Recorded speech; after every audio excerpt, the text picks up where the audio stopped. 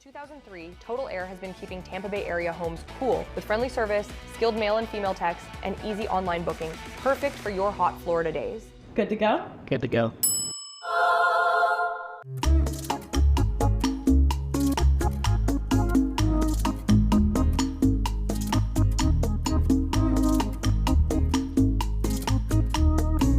Total Air, cool responsibly.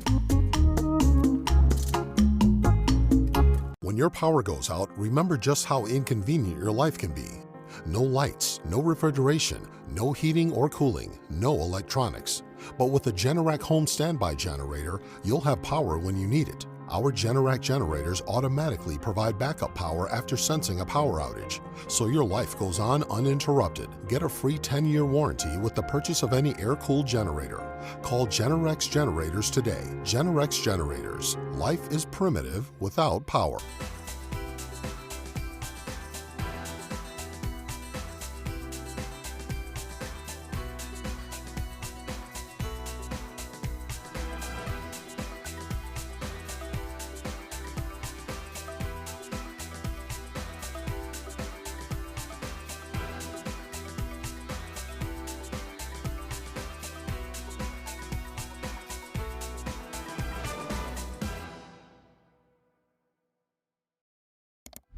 Streaming from the Tampa Bay 28 Weather Center in Studio A, this is Dennis Phillips Live. Sponsored by Generac Generators. Life is primitive without power. And Total Air.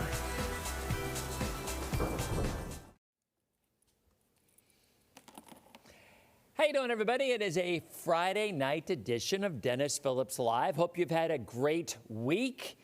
We actually got a little bit of rain out there today. We got a lot of things going on. We had another heat advisory.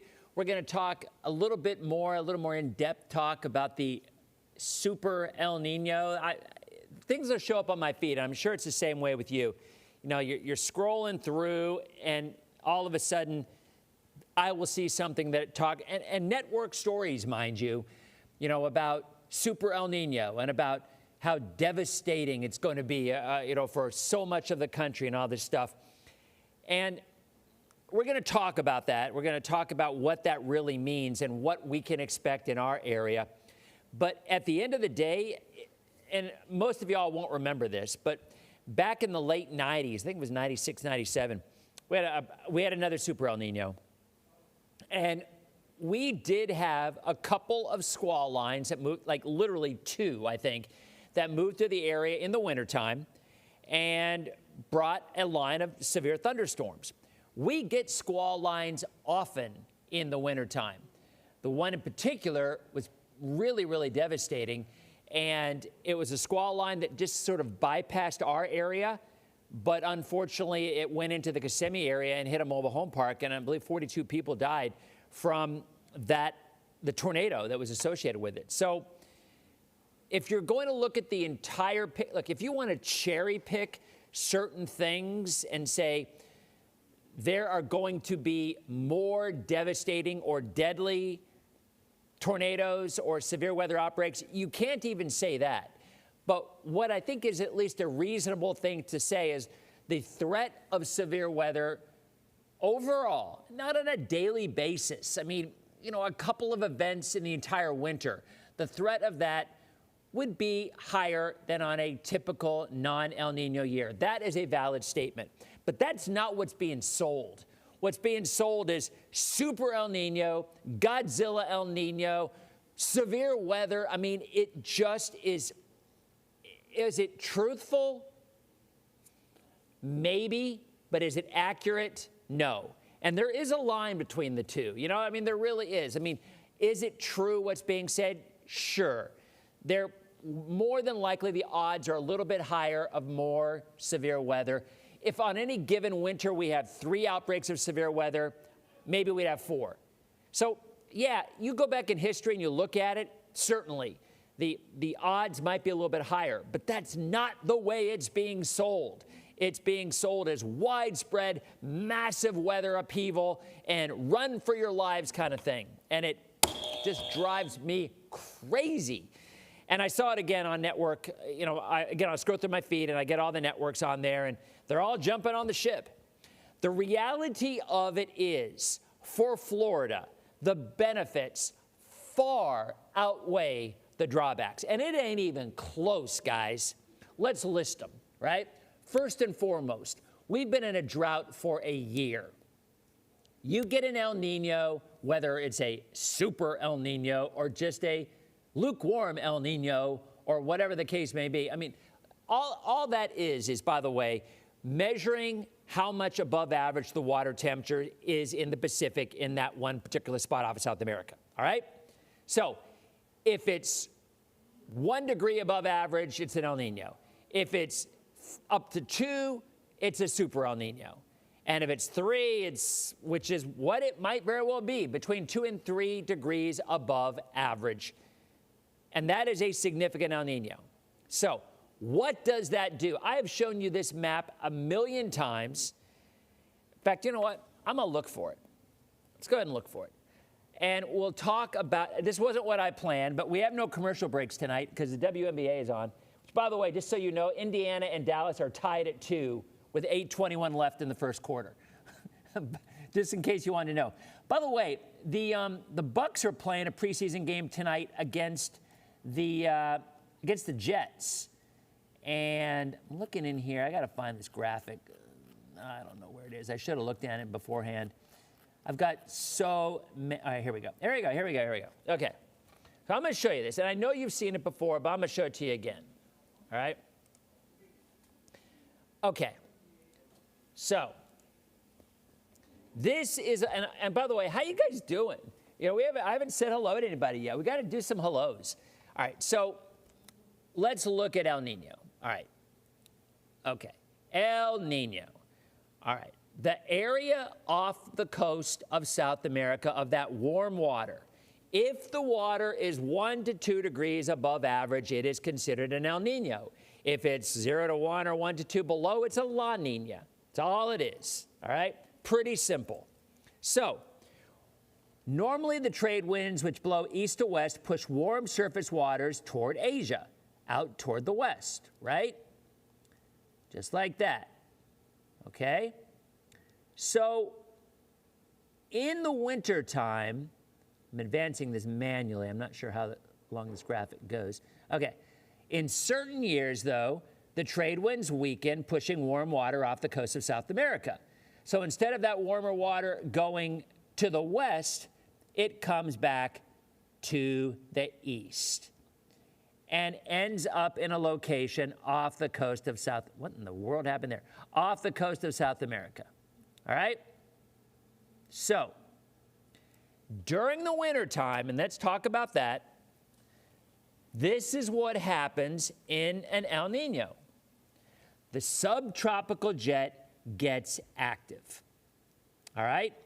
The subtropical jet is responsible for the majority of our severe weather and our rain in the wintertime. Now, in the summertime, it's nowhere to be found in terms of Florida. But in the wintertime, it's a huge player in our weather because it energizes frontal boundaries and develops low pressure in the Gulf, both of which would have a big impact on our rain. So, in an El Nino year, which we are coming on, and matter of fact, I believe the new numbers came out from NOAA that there is a 90% likelihood of a super El Nino this winter. Again, all that means is the water temperature that we showed you will be greater than 1 to 2 degrees above average. I'm not saying it's not significant, but I'm saying it ain't worth scaring the bejesus out of everybody, telling them how we're all going to die because we have this super El Nino. And I'm telling you, I'm seeing that everywhere. Drives me crazy. All right, so the subtropical jet gets more active in the wintertime. What does that mean? We get more rain. So does the northern Gulf Coast, so does Texas. So you've heard me just rant about this for months, and I will die on this hill because I'll say it again. I do not believe we will be in a drought from mid-fall through the winter for this very reason. We are going to get numerous fronts, numerous lows in the Gulf, and they're going to give us a lot of rain. Now, here's the important part, to go ahead and talk with what the folks are saying the scare tactics that are going on. Along with these fronts, is there a chance of increased severe weather? There absolutely is. Anytime we get a cold front in the wintertime and a decent front, it will come along with a squall line. And you'll hear us talk about it. The chance of severe weather, maybe a tornado or two, it absolutely happens every year. Every year we get this, all right? So it isn't that that's unusual, but with a more active subtropical jet, instead of it happening 2 or 3 times in the winter, maybe it happens 3 or 4 times. Maybe it's a little more energized. Now, I will not diminish the fact that, yes, any squall line, look, I remember back, gosh, I can't remember the year, 2005 or 2004, Christmas Day or Christmas Eve, we had a 92-mile-an-hour wind gust with a front that came through. All right? So we get severe weather and tornadoes regardless of whether there's an El Nino or not. They're called squall lines along with a potent cold front in the wintertime. We get them all the time. Is it fair to say there could be a few more? Yes, that's fair. But is it fair to make it seem like it's the end of the world because of it? I say no. All right, so let's keep going. So this is what happens in the wintertime. In the summertime, this is what's happening right now. You get a stronger westerly wind, the shear across the Caribbean and the Atlantic basin, and it squashes the majority of tropical systems that try to develop. So, and yeah, Jana, I will talk about Lala. Yeah, I will mention that as well. Thank you for reminding me. And so, yeah, I'm seeing you guys talking about the massive earthquake in Indonesia and a tsunami warning. So I will check that as well, because I'm going to be honest, I have not looked much at that. Jamil, how you doing? Nice to see you, my friend. Do you have a timeline for that, Jamil? I mean, I'll check it out. But I'm seeing all these tsunami warnings. Jamil is a weather groupie / geek like many of us are. But we'll talk about Lala. All right, so anyway, point is, when we look at this, all right, we could not see a better representation of how it impacts than what we are looking at right now in the tropics. Here is the 8 o'clock update. What was red turned into orange and is now yellow with a 10% chance of development. And why is that?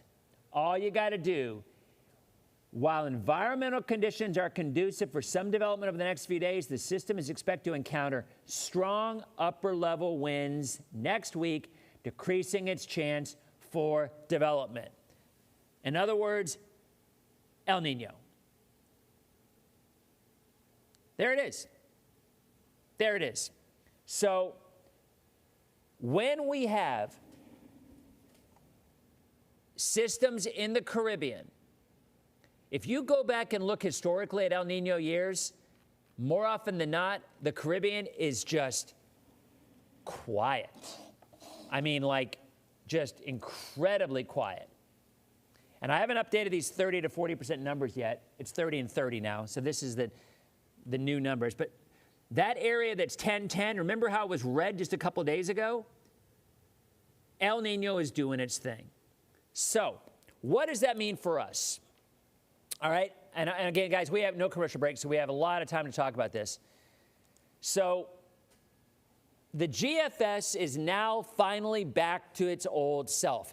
I don't know about you, but I've been a little bit worried about the GFS because the GFS has not been spitting out a hurricane every 2 days. And I call it GFS-icane for a reason, because it always does.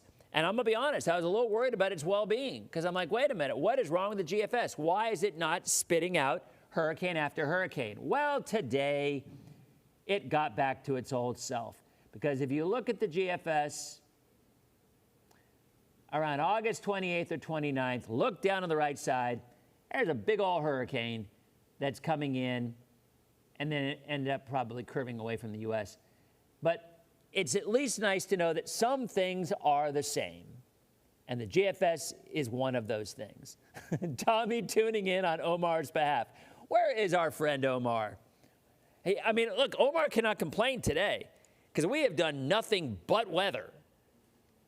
You know, look, so there can be no complaints today. This has been all weather all the time, which is very odd. But anyway, the GFS chicane is doing what it always does. It spins up hurricanes, but that's August 29th. But if you go and you look at the Euro, you don't see anything at all on the Euro.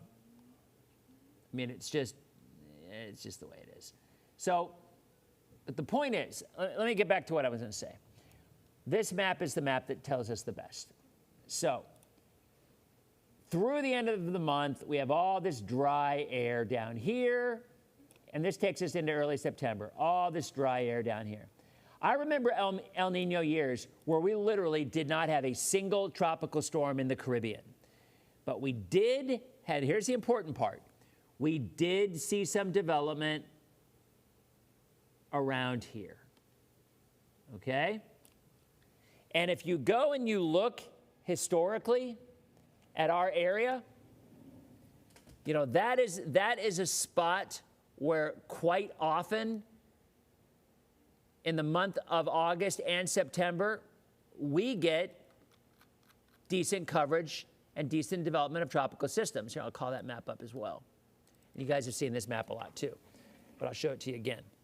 So this is the month of August, and look what happens. You get that area that develops east of the islands and usually curves away from the U.S. Not always. I mean, look at the Outer Banks of the Carolinas. They get a decent number of hits as the storm is pushing away. So that's August. So when we look at what we're kind of thinking about for the next several weeks, El Nino's impacts are extreme in the Caribbean, but they are lower when you get north of the Caribbean and in this part of the Atlantic, all right? So what I'm telling you is I would not expect much, if anything, developing in the Caribbean for a long time. Now, the Northern Caribbean and the Gulf, we'll talk about that because, look, when you get into the Gulf and even around the Yucatan, that is more of a neutral area for development, and that could happen. So here is what I think is going to happen. This is my prediction, all right? So the way I see this playing out is you are going to get systems that are going to come off of Africa like they always do, right? And they're going to have a tough time. They're going to have a really tough time getting going. Some of them will just fizzle entirely. Some of them will hang together as a wave and really not do anything, but once they go into that area that I spoke of, north of the islands, between north of Puerto Rico and into the Bahamas, that is where there will be windows of opportunity for development. Now, most of those storms will curve away from the U.S., but not all of them. So, in my opinion, through the month of September and through early October, the biggest threat would be in areas north of the Caribbean, around the islands, the Windward, the Leeward, the Lesser Antilles, and then in that path north of the islands and into the Bahamas. Might be just a little wave that we're tracking, then all of a sudden it has a chance to pop. And that would be more than likely where it's going to happen. That's the first area. The second area is obviously anytime you have in the Gulf or in the Northern Caribbean between the Yucatan, Cuba and the Yucatan, northward. Because, again, El Nino, we get more fronts. And if we get more fronts coming down, maybe a front makes it a little earlier and something develops along it.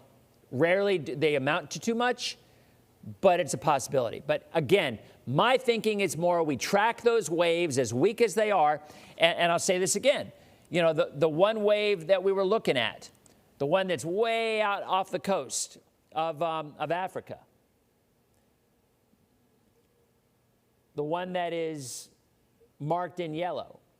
So, so if the one that has the 30 and 40, even though it's 30 and 30 under it. We watch that one, and maybe it stays really disorganized and just a blob. I mean, it might completely fizzle out. More often than not, they will with this kind of pattern.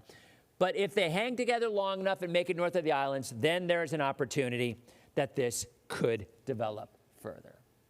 So that's kind of what I think is going to happen. All right. Now let's look at what you were talking about the tsunami warning after the 7.7 Indonesia. So, yeah, I mean, I'm looking at, let me call this up for you guys.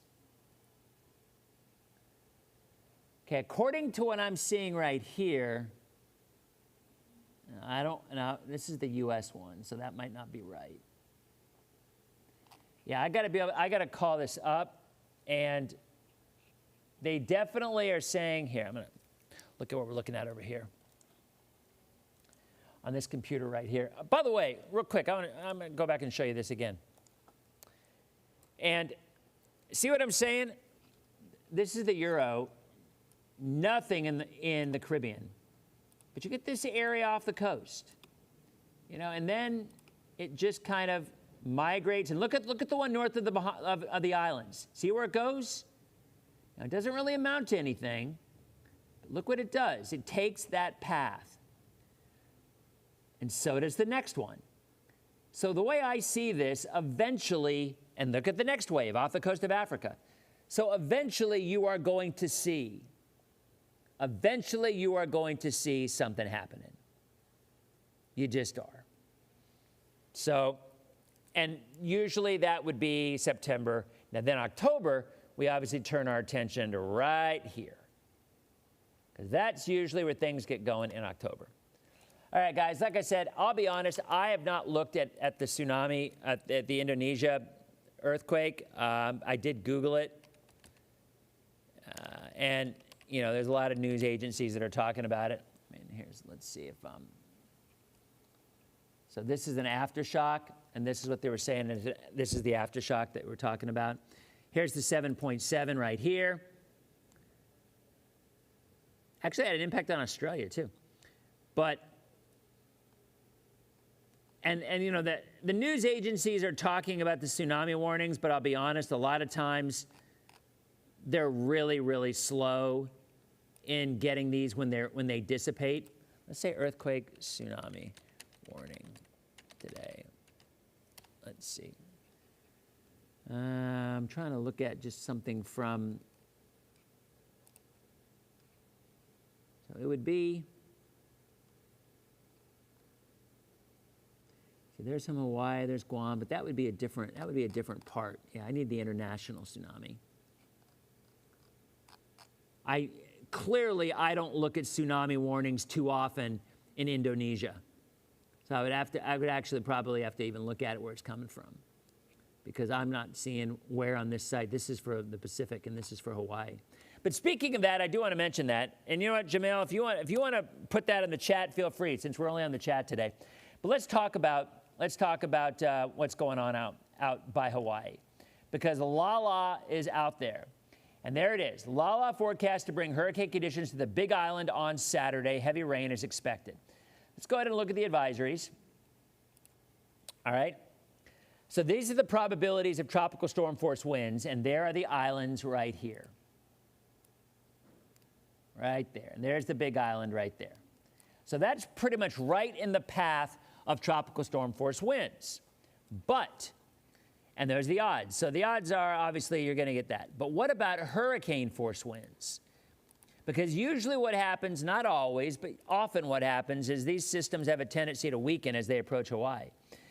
These are the probability of hurricane force winds. Look how much lower. 20 to 30% as it approaches the Big Island.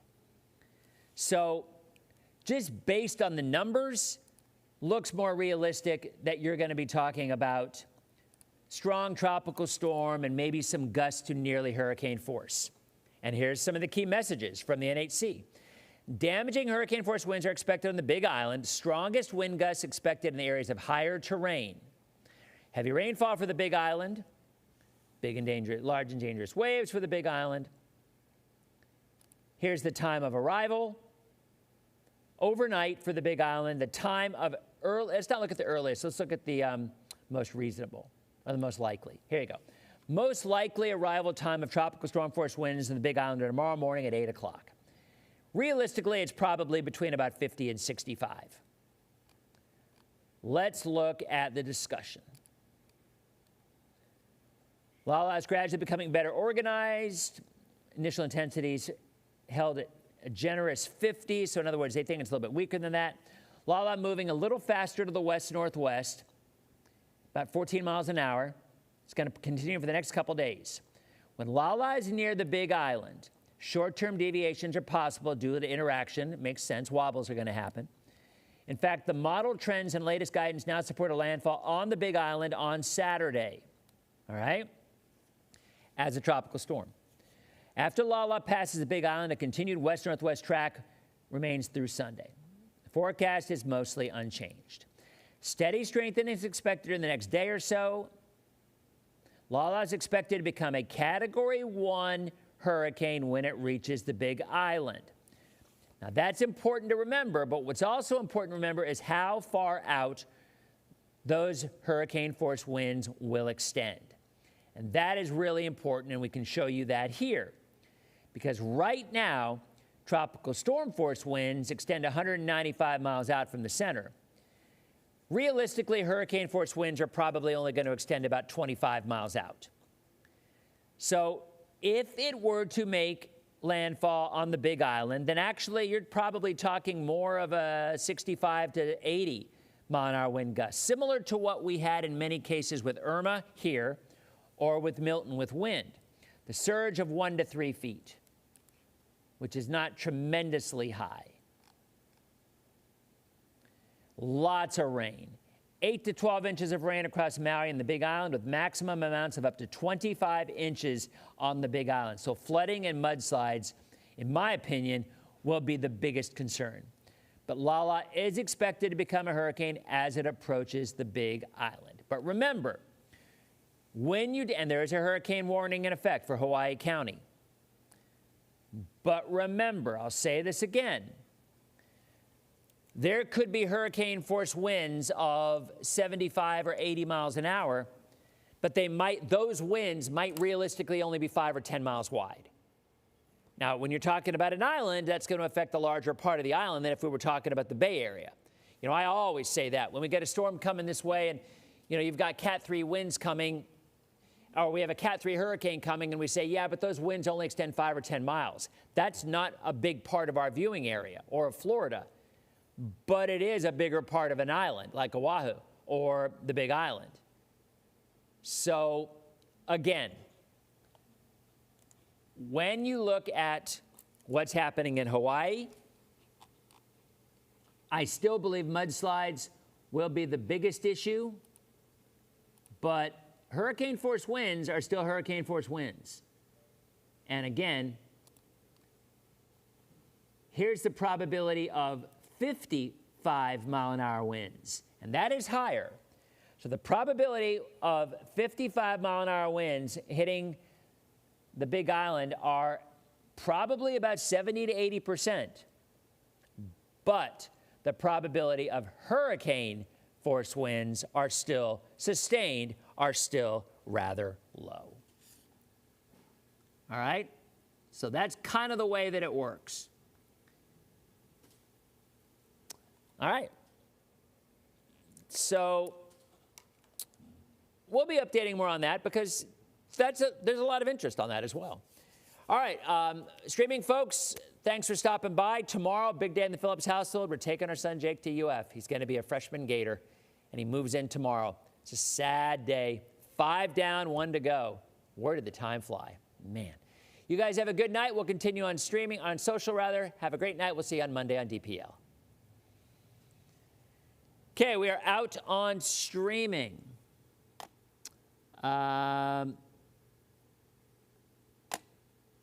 What are you guys talking about? No judgment. Hey, Annette in Venice, how you doing? Nice to see you. Daniel, you are totally good for your Caribbean cruise on the 22nd. All right? Nothing to worry about. What's going on in the football game, by the way? Oh, by the way, letting you know, oh my heavens, what a horrible game. The Indiana Fever are taking on the Dallas Wings, I believe it is. The score is 17-15 with 9 minutes left in the first half. Yikes. That is ugly. And I will tell you, I follow, might be pathetic, but I actually follow the WNBA a good bit. And the Indiana Fever have been scoring a gazillion points every game. 17-15 after one. Maybe it was even less than that because there's, like 8.5 minutes left. Okay, that's Caitlin Clark's team. All right, the Bucks are down 10-3. Jules, thank you very much. I appreciate it. Yeah, Cindy, so, the Penn State's former quarterback, as a Penn State grad, Drew Aller, is now a quarterback for the Steelers and apparently looked pretty good yesterday. So I've heard. I didn't see any of the game, but I heard. Thank you, Sherry. Appreciate it. I think the first game is the week of like September 5th, I believe. I think. I can't remember who they play, but I'm pretty sure that's what it is.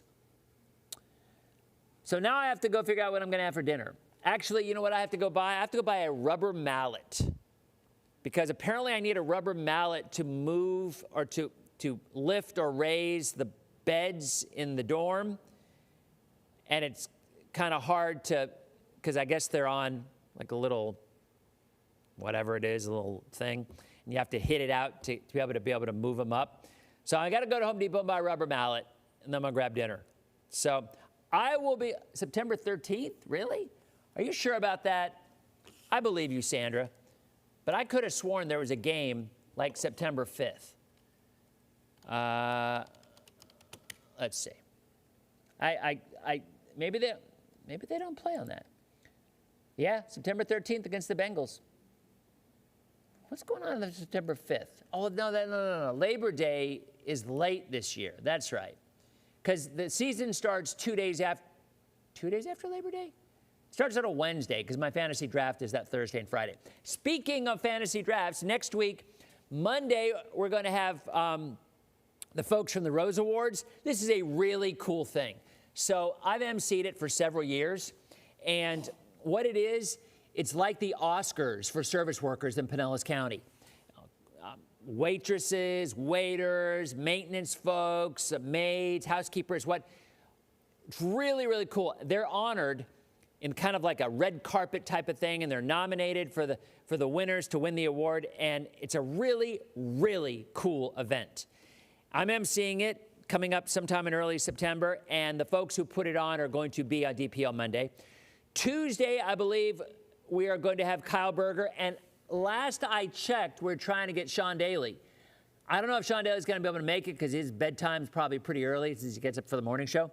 But we are hoping to have Sean Daly and Kyle for fantasy football advice. That's coming up on Tuesday. So there you go. Bucks just tied it up 10-10. So, yeah, I know the starters weren't playing, but still, it's football. It's football. So, all right, guys, have a great weekend. Wish me luck.